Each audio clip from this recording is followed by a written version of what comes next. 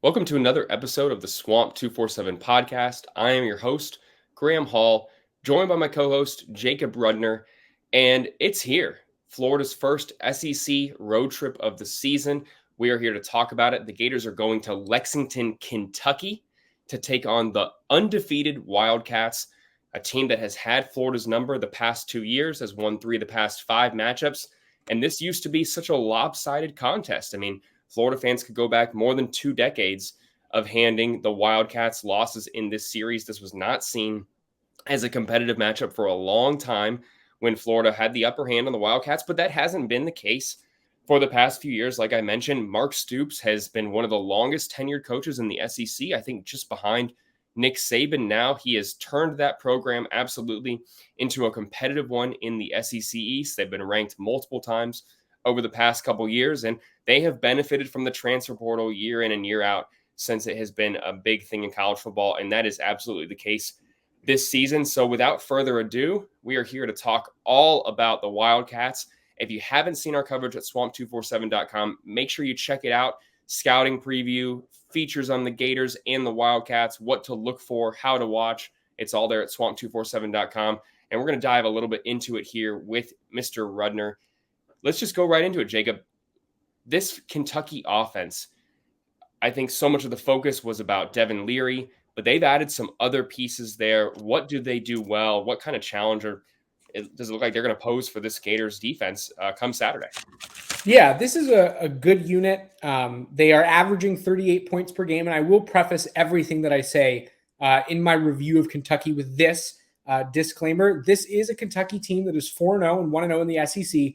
That being said, it has not really been challenged so far this season, and that matters just in terms of the statistics that I'm going to mention and my overall thoughts. It does come from watching this team through 4 games, now a third of its season, but it definitely should be noted that the level of competition is reasonably low, and that does obviously have influence on the outcomes. That being said, a unit that is scoring 38 points per game, you don't just do that by accident. This is a group that has done very well in terms of its ability to hit on deep passes. Billy Napier mentioned it. It's a shot-taking, explosive offense. They're going to challenge you vertically. And you mentioned some newcomers in that wide receiver department. They have looked really good. 3 starting wide receivers who I think are quite talented. Robinson in particular has been targeted 19 times so far this season, 16 catches, no drops. And so when Kentucky goes his way, good things tend to happen. Devin Leary, huge arm. Billy Napier acknowledged it earlier this week. A guy who can, in Billy Napier's words, throw the ball all over the park. He's 8 for 23 this season on deep ball attempts, which is something that Napier singled out as a key determining factor of how this game is going to go. He has 272 yards on explosive passing, 3 touchdowns, 2 interceptions. He has 9 touchdown passes on the season, but he has also been picked off quite a bit, a little bit more turnover prone than I think Kentucky fans might have expected from him, or at least at the start. And considering the competition, I would say that that's in yellow to reddish flag territory. For Leary, just in terms of keeping the ball clean, avoiding turnovers, Napier singled that out as well as an area that Florida would need to be better than it has been defensively so far this season. Really productive unit for Florida in terms of stopping yards and keeping teams off the scoreboard. Not such a productive unit when it comes to generating turnovers. And Florida's head coach said as much this week and basically told reporters that they needed to be better in that department in order for them to really achieve their goals this season. And that will be critical against a guy who, in Devin Leary, who has been turnover prone. Run game has been solid for the Wildcats so far this season. Florida fans might remember that Vanderbilt game last year. The guy who gashed Florida on the ground in that game is now back to do it for Kentucky. So that is something to keep an eye out for. I will say this, Florida's vastly improved in the run stopping department. And so that, will be interesting to see how well the Gators can neutralize a player who gave them fits last year. Not too much else. I think that the concern for Florida's defense will need to be how well it can defend that vertical game that I mentioned. Kentucky is going to do as much as it can to challenge Florida over the top, to stretch them vertically. force Florida's young DBs to respect the speed and athleticism and deep route running ability that these wide receivers in this Kentucky offense have, as well as Devin Leary's arm ability. It is all very significant. 3 touchdowns on 8 long passes so far this season, I think, is significant. When those plays hit, they hit big for huge yardage, and I think Florida will have to protect against that. I mentioned it on our podcast earlier this week. We haven't seen Florida get tested vertically in the way I think they'll be tested in this game. This is a young defensive back unit. Devin Moore is a sophomore, but he only played 5 games last year, and he's been good so far this season. But again, against different styles of passing attack than what Florida's going to see this weekend. Jalen Kimber and Jason Marshall obviously add some experience, but then you look at Jakeem Jackson, Dejon Johnson. You go even deeper into the secondary at the safety position. Jordan Castell is a starter. Bryce Thornton is going to play significant reps, especially with Kamari Wilson not being on the depth chart this week. More reps for young players. It'll be a challenge. Florida's linebackers will have to be on their P's and Q's to defend that intermediate area. Kentucky does get good tight end play, and its receivers are capable in other other distances, not just deep. And so this should be a challenging one. I think Kentucky poses the threat. I think a lot of people thought maybe Tennessee would entering that game. This to me feels a little more real, even though I know I picked Tennessee to win that game, but this feels a little bit more credible of an offensive threat. We've seen 4 games now, and I think Devin Leary is certainly proving effective.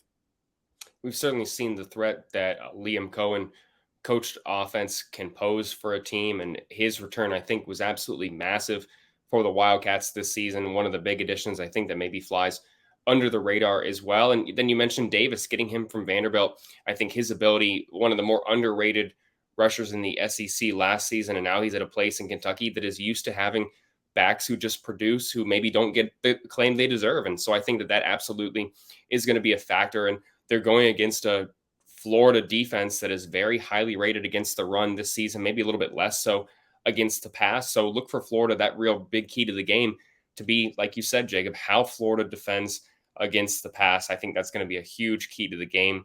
But the Gators are also going to have to score points as well. We have seen this Florida offense have, I think, a good bit of success throughout this season, I think you could say, although they're coming off a performance where they didn't fully execute as well as they would have liked, especially in the red zone, had to settle for 5 field goals. It was an impressive performance by Trey Smack, who is going to once again take care of place kicking and field goal attempt duties, kickoff duties as well for the Gators in this contest. So that is absolutely something to watch.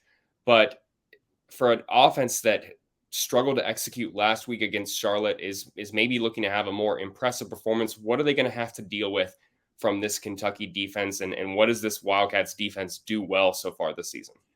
Yeah, so this is the real challenge of this game, in my opinion. I think that the determining factor in who's going to win or lose this is not necessarily as much as in between the matchup of Florida's defense versus the Kentucky offense. I think Florida's defense has proven so far this season that it is certainly improved. It is capable. And it should be able to, in my opinion at least, hold Kentucky to a reasonably low score offensively. Where I have the biggest questions is how Florida's offense will fare against a Kentucky defense that looks really good to start the season. This is the best run-stopping unit in the country through 4 games. And granted, it is worth noting again, the competition level has not been very good, but it matters. When you're holding a team to under 3 yards per rush, and you've done it through 4 games in a 12-game season, it's significant.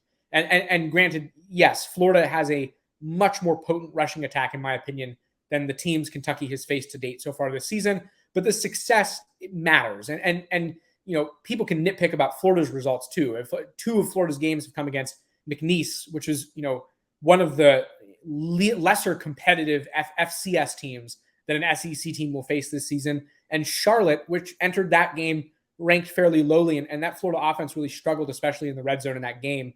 This Kentucky unit is far, far better than anything Florida has faced so far this season. We'll start up front. Percentage wins versus blocks and pass protection. Kentucky has been fantastic. They have 6 guys in the top 31 in the United States right now. In the SEC right now, among players who have a minimum of 30 pass rush snaps. so far this season. And when I say a rep one, I don't necessarily mean a sack or a quarterback pressure credited, but a win in your matchup against an offensive lineman. They have 6 of the top 31 SEC players. For comparison, Florida's excellent defense, which has performed very well so far this season, has 3. So double the amount of efficient pass rush up front. This is a unit that, like I said, has stopped the run exceptionally well, grades out very highly against that phase of the game. In the middle, linebacker play has been solid. Not necessarily spectacular. I don't know that they're blowing minds, with the play up the middle, but very good. Just generally speaking, trying to just go through my notes here. In the secondary, that's really going to be the focus. There are a lot of players in this unit that are going to prove effective. Phillips, one of the corners, has allowed 11 of 20 passes for 86 yards. Hairston, the opposite corner, 12 of 25 quarterback passing against him when he's targeted, just 100 yards allowed through 4 games. They have 3 safeties, all of whom have over at least 100 coverage snaps so far this season. Very low completion percentages against for 2 of them, 33.3%, 50%. One of their safeties, Lovett, might be an area of weakness that this Florida offense could target. He has allowed a 75% completion percentage when targeted, although it's only been on 8 reps for 87 yards. So teams have found room, when the opportunity presents itself. They play an interesting kind of a will linebacker, Sam linebacker, a little bit of a star safety, almost like a big star role that Amari Burney played last year. Florida fans have seen Manny Nunnery, the Houston transfer, fill that role for this Gator team. Afari, 92 snaps so far this season, has basically been even split between kind of this will linebacker, star corner role. High completion percentage against 10 of 11 opposing quarterbacks in terms of passes attempted, but only 53 yards, so 5.3 yards per completion against Afari. Just an indication that a lot of that's going to be underneath, probably coming in softer zone or softer man coverage that allows a short pass and a subsequent tackle, as he's graded out quite well. So, an athletic group, one that has been successful so far this season, and it is going to force Florida to probably throw the ball. And that will, come with its own challenges. Florida has not necessarily protected the quarterback well this season. 9% sack rate against FBS opponents, so that's every game except for McNeese. That ranks 102nd in the FBS so far this season. So rather poor overall pass protection. Graham Mertz was sacked 3 times against the Charlotte defense. And now they're going to face a defensive front, a front 7, that has been exceptionally effective in putting pressure on the quarterback, in winning one-on-one matchups with offensive linemen. And so whether or not Florida is going to be able to keep Graham Mertz clean and give him the time to make those downfield passes and to be explosive, in the words of Billy Napier, to me is what will decide this. Yeah, the Gators have mentioned that they absolutely need to keep Graham Mertz cleaner in the pocket. And we've talked about on this podcast how he's done a good job at making plays happen. Even when the pocket breaks down, he has to get outside the pocket, use his legs. And I think that's absolutely going to be something that you're going to see him have to do in this contest. Florida's going to continue to look to disguise the run, use a lot of motion, have a lot of runs to the outside. I think you're going to keep seeing what this offense has made their bread and butter on this season. But facing this defense, like you mentioned, I think a lot of people would have assumed that this front wouldn't be as good as that Utah front 7 that they faced out there in Salt Lake City. But, the numbers don't lie. It looks like right now the Wildcats, that them being a top 20 defense, that is absolutely one of the situations that could be realistic right now. Again, you've said all this with a big caveat that the competition, they haven't faced really any top 25 teams, just, Vanderbilt in the mix and a few other group of 5 teams. So this is going to be a big test to see whether they are a legitimate defense or not. And I think that we'll know a lot more about them after this game. But now that we've had a chance to break down what the opponent does well and what they don't do well, how do you see this game shaking out in a way from what are the critical aspects that I think are going to determine this game? What do you think this game comes down to before we get into our predictions here? What is going to determine this game on both sides of the football? What are some of the aspects that I think are going to be proof consequential? I'll let you go first. Yeah, I mean, I'm going to go right back to what I just talked about, and that's whether or not Florida is going to be able to open things up through the air and keep Graham Mertz clean. This game will, there's a cliche when discussing football games. The game is won in the trenches. It is, but I think in this particular case, it is especially true because you have a Florida offensive front that has been rather porous. Kind of some Swiss cheese. There are holes in the offensive line for Florida so far this season that have proven problematic even against teams that really shouldn't be that potent, like Charlotte. Charlotte had a lot of success in pressuring Graham Mertz. Is Florida's offensive line capable of mustering a better performance against a unit that is looking really, really good? This is, like you said, the numbers don't lie. And granted, yes, the opponents that Kentucky has faced so far this season, I mean, it's zero impressive. Ball State, Eastern Kentucky, Akron, and now Vanderbilt is their only SEC opponent. They haven't played anybody good, but this is a unit that looks the part and has performed up to standard given the opponent. That's what I think my point. I don't think that Kentucky has failed to deliver against the opponents it needed to deliver against. For that reason, I think that this is going to be a real struggle for this Florida offensive front. And if it can keep Graham Mertz clean, we could be looking at another Florida upset victory. Gators are entering this game as an underdog. And, if you had to make me pinpoint one way that Florida emerges victorious, it's by keeping Mertz clean and allowing him to open things up through the air in a way that I don't know we've really seen so far against a quality opponent. I see where you're coming from. Absolutely. And I think the statistics are very impressive for the Wildcats. I just keep coming back to those lists of teams that you rattled off. I question absolutely the validity of how legitimate that defense could be until they've really played anyone. I still think it's one of those, I'm taking a wait and see type approach. But if their defense is able to handle Florida's offense, the Gators can't establish the run, and Florida has to do what they did in Utah, really, and have Graham Mertz go out and throw for 40 plus times for Florida to be effective, then I do think this is going to be a really tough game. So being able to win at the line of scrimmage, establish the run is going to be absolutely key.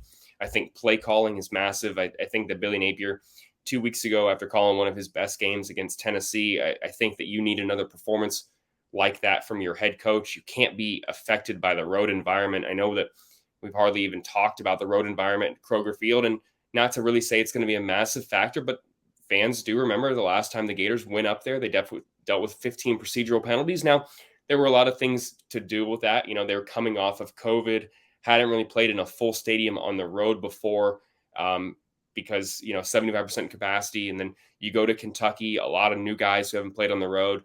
A lot of things happened. I don't think that that's really going to be a huge case, but it is certainly going to be a factor. The Gators' ability to run their offense while they have 60,000 plus bearing down on them. They didn't do a great job of that at Utah, and quarterback Graham Mertz this week came out and said that they are going to have a road warrior mentality. They're going to have to be more hardened on the road. They understand that they can't take the road environment lightly, but they can't also let it get them out of their game. They're still going to have to play fun. So I do think that's going to be a factor. And then the last one, I think that's one of the big keys to the game, is how Florida's pass defense handles Devin Leary. I have a lot of faith in Florida's front seven. I think that they're actually going to win the matchup against that potent Kentucky rushing attack. But I think it's how you handle Devin Leary. If this guy has a 300 plus passing yard game or he throws for 3 touchdowns, I mean, this is going to be a tough game for the Gators to win. So shutting him down, making him get picked off 6th, 7th times this season. He's sitting at 5 heading into this game.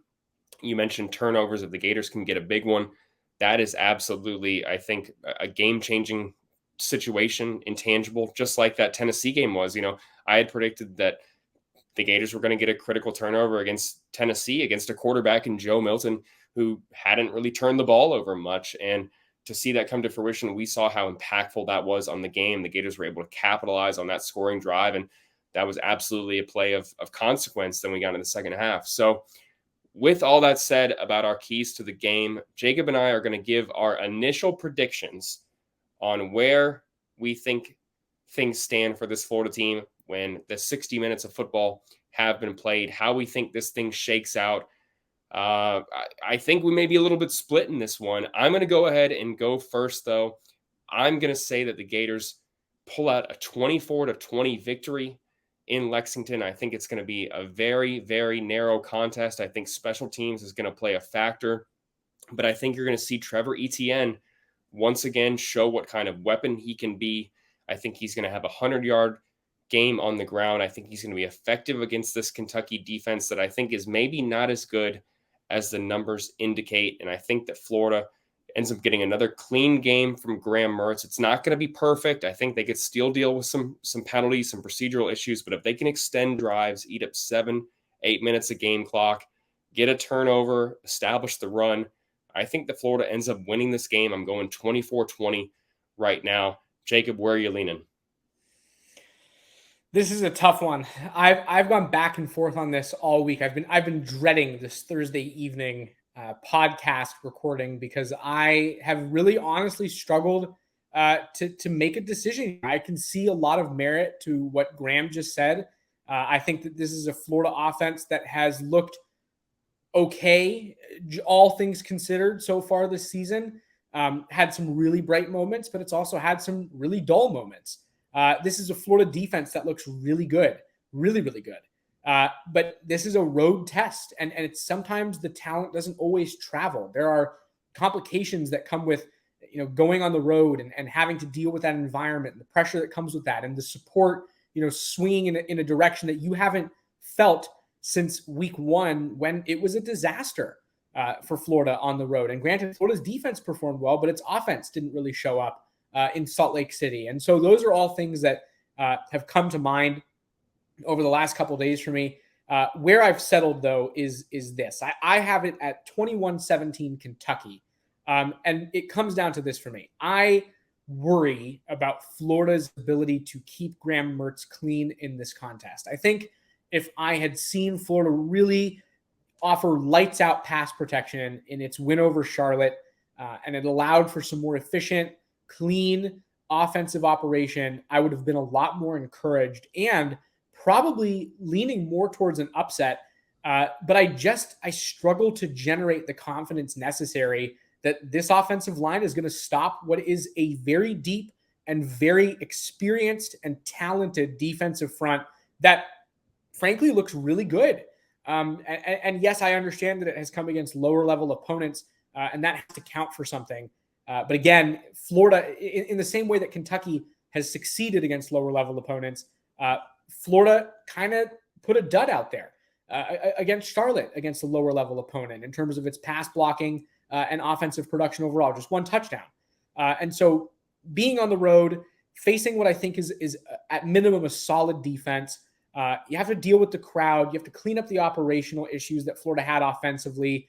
I see a game in which Florida is going to look real good on defense. Only 21 points allowed in somebody else's house is huge. That I think is going to be really impressive, and it will be something that stands out quite clearly from the game.